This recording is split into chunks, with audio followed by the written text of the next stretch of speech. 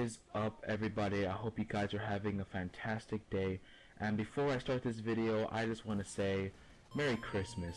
Sit around the fireplace, children, because it's time for a good old Christmas story. Once upon a time, there was a weapon that nobody really seemed to care for, and as the years went by, anger and hatred started to fuel the weapon. His inner hatred left him in isolation where very few had in contact with him. Any hopes of salvaging him looked small. But then, miracles struck. For some reason, people started to finally accept the weapon, and the hatred within the weapon started to disappear, and it was at that time the weapon knew its heart started to get bigger and bigger, full of joy and happiness, and everybody lived happily ever after. The end. So, what have we learned today? That the rap assassin relates to the Grinch, isolated, and wishes to be remembered in some way, shape, or form? In some aspect, yes, but the rap assassin is currently the pre-Grinch of Team Fortress 2. It was once isolated and never used, but now the weapon has moved up a tier from never used to rarely used, and I'll explain that in just a second. So you guys might be wondering, well, of all the weapons, why the rap assassin? Well, as a mediocre scout main, it is in fact my scout duty to provide the most helpful information possible to the viewers at home. That, and I want to be the first person to roughly analyze the new and fresh rap assassin that was technically 6 months ago. This video will kinda be a new follow-up on what Star has discussed about the rap assassin before the Tough Break update. So if you guys haven't seen his video yet, I'll leave an annotation to the video on the screen. Alright, let's get started. So the rap assassin has a bad reputation on the TF2 community, and I don't disagree with them. We wish it could have been a better weapon, and we got our long overdue wish from the Tough Break update. Looking at the rap assassin, we can see that it has similar mechanics to the Sandman and the Flying Guillotine, in that you have an option to throw a throwable ball at somebody, and on impact can deal bleed effect damage. But in return, you are hit with a 70% damage penalty on the actual bat itself. So for the scouts who have the urge to run around with their melee out and sacrifice their lives to the Lord and powerful Gaben himself, probably not the bat for you. In fact, the rap assassin does the complete opposite.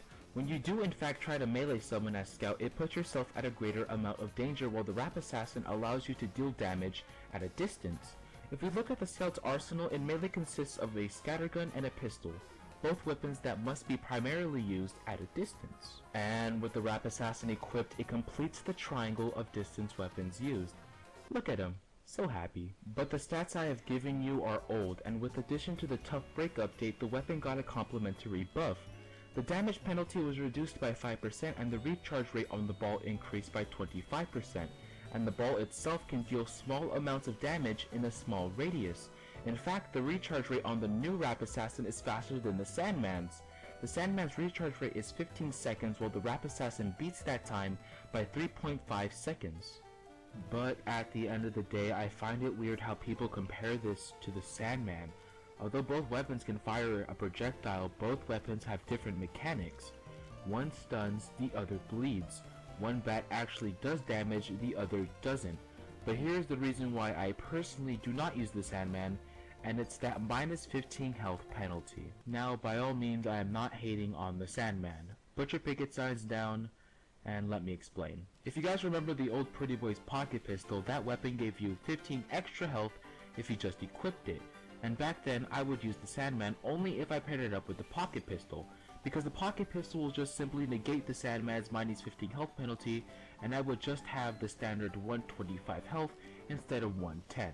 But now that Valve has nerfed the pocket pistol, I find it difficult to use the Sandman by itself. A 15 health loss is a lot considering you're a squishy class who can do a limited amount of damage all on your own.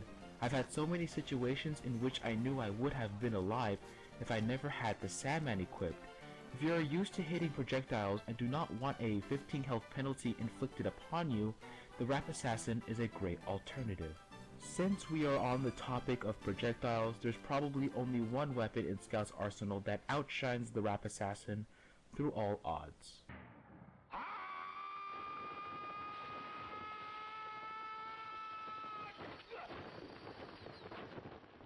He comes from beyond time.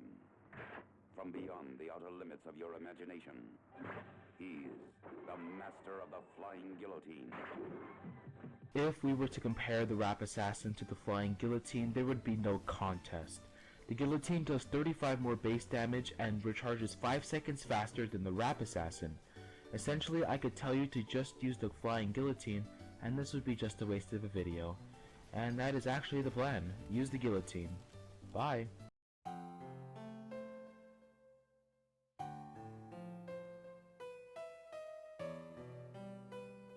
Hold your horses, cowboy. This may seem like the easiest solution to use, but actually it isn't. And to physically explain the information that's going on in my head, we need to go to my garage. As Scout, you have a standard composition of weapons. Stock-wise, you have a scattergun, which is a hit-scan weapon, the pistol, which is also a hit-scan weapon, and your bat.